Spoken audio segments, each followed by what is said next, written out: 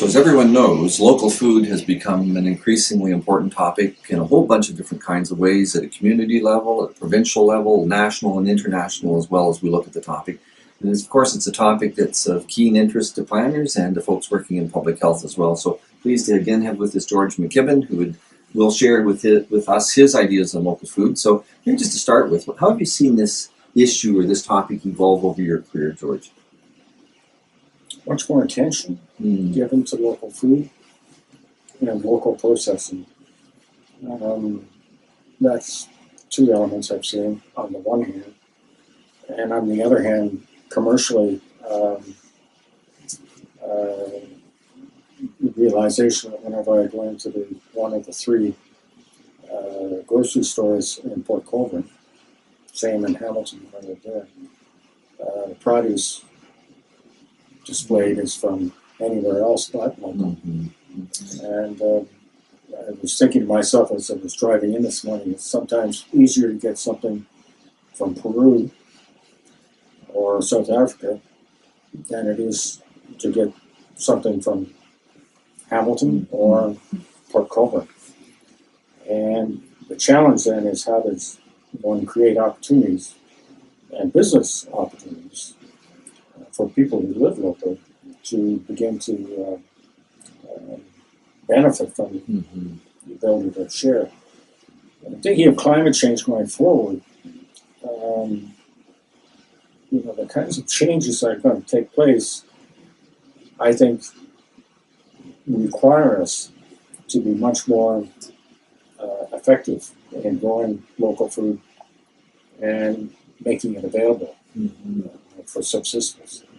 And my work with Aboriginal communities brings that to focus as well. And in one particular job I did a few years ago, it became evident to me that, first of all, whatever food is available from the south and northern communities, when it tends not to be fresh, it tends to be produce that's processed in some fashion.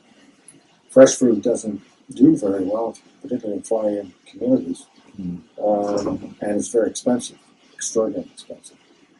And so the ability to harvest country food, fish, game, whatever, really became crucial, even as people are kind of moving off the land, because trapping and some of the other activities that were available for subsistence living are no longer available for a variety of different reasons. Having access to fish and game becomes crucial. I'm a harvester, that's good. I'll go out and harvest a fair amount of food. And actually, Mishkagogami, just south of Pickle Lake, I'm pretty sure that some of the harvesters there were feeding upwards of 20 families on a yearly basis with fresh fish and game.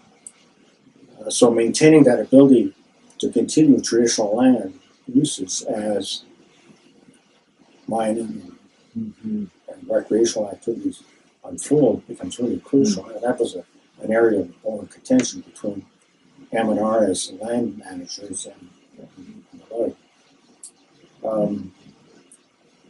For those communities in particular, some of the answers that people are thinking about are even more potentially impactful. One is that public health agencies in the north begin to think about using drones to bring in food. Okay. Simply because the airports now are, which provided a lot of accessibility in the last 30, 40 years, are not up to the standards that are required for manned flight right now, and may not be able to be used going forward. And so they're, after having become accessible to some extent, may become less accessible. And winter roads are less effective too, even during the winter seasons, because of the ice system that stabilized was 30 years ago. So that's in that setting, but I think it's equally important in our own settings. My understanding, perhaps incorrect, is places like Newfoundland, they only have about a month's food on stock. Severe events, an event that it didn't that's a huge implication. And I think we need to think about ourselves. Our food is particularly vulnerable because it comes, fresh food comes from such long distances. Yeah. Water is going to become a huge issue in the Southwest.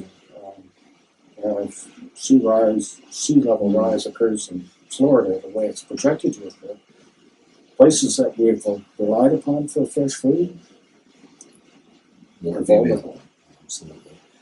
If we can look at fresh food and the health benefits that may be connected to it potentially.